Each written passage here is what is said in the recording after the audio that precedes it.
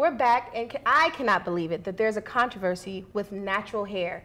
So we have with us Denise, of course, and can you just tell us what are some of the controversies as far as having natural hair?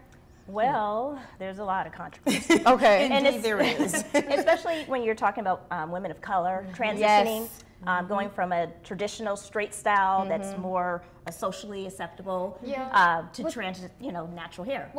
See, I find it surprising that you would say there's a controversy because Right. I hear natural Why? hair, and I would never think that there'd be a controversy about it. Okay, Well, so- Stacey, right? Okay, let we me was help having you. this conversation. Quickly, my daughters one day came out with afros, and I'm honest, I was appalled. I was appalled That they had would, an afro? That they would walk out like that. For about 5 minutes, I was like, oh my God, they can't walk out like that. That doesn't look good for a minute. And then I had to check myself because I raised them to be independent women. You know, I was appalled because I thought what other people were going to say about how they looked and they didn't look put together. Right?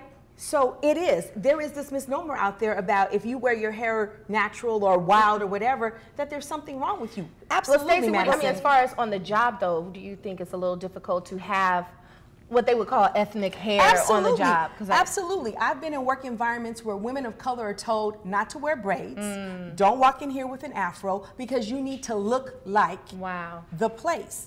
Wow. Absolutely. Now that's surprising. Yeah, that's that surprising shocks me. for me to hear, but I do work in television. I work in news, and we can't get fancy with hair. And well, your hair is all thick, and you might have to touch it later. My hair it's all is thick all and fake. These are all clip-ins. I was going to ask you if that's even healthy for me to be wearing that every day, because I do want to grow out my hair. No. But yeah, just in the workplace, that's shocking. Well, that's shocking to me to hear, and I'm sure you've heard stories like that too. Oh yes, I have my own personal stories. Yeah. What's your What story? is it? Yeah, what is it?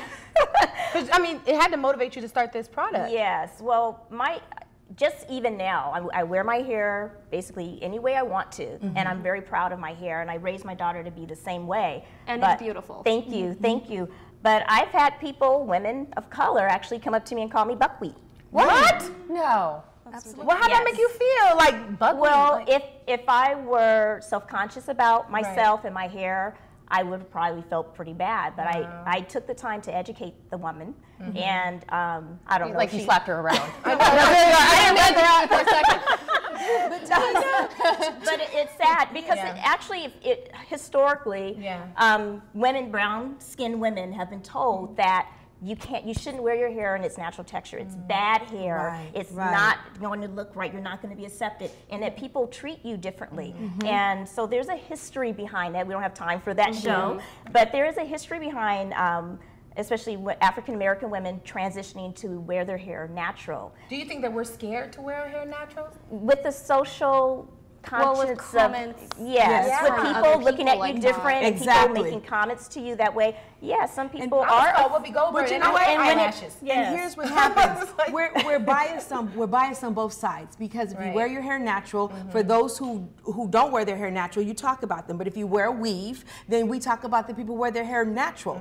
So there's bias on both sides. When Rachel Maddow came out with her braids as an anchor, there was a whole controversy about a woman of color wearing braids on primetime TV. But she was beautiful, and she still wears them. Right. I don't know, maybe if we can embrace it more, then we can kind of accept how we look.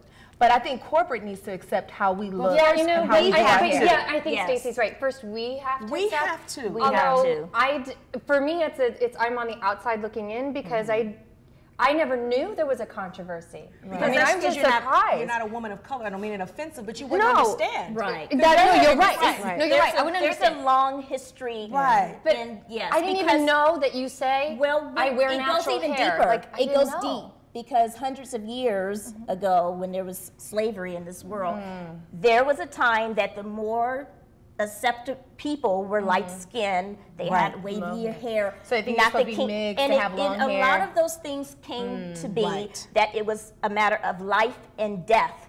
That's how serious it is. Wow. And so, you know, you have different age groups of how they respond to you. Correct. I've had older ladies, they're panicked. Because in their world, to wear your hair this way was offensive. And that was my point. See, I always thought it was just a choice of fashion. But Like, that it was a my fashion point choice. for my daughters, because when they came out with that afro, I was afraid what their environment was going to say. And what people were going to say about them as a woman with an afro. And so I'm thinking. And we're in 2014. Because this mom is still thinking because it's been passed down generational. We come off looking very militant. I have a niece who's biracial.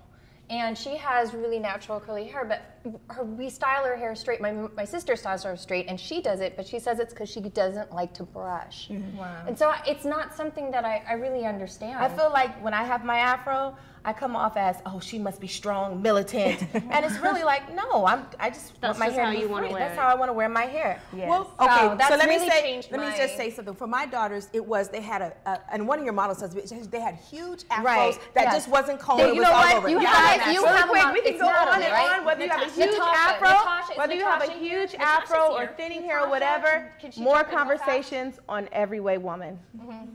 I want Natasha's hair.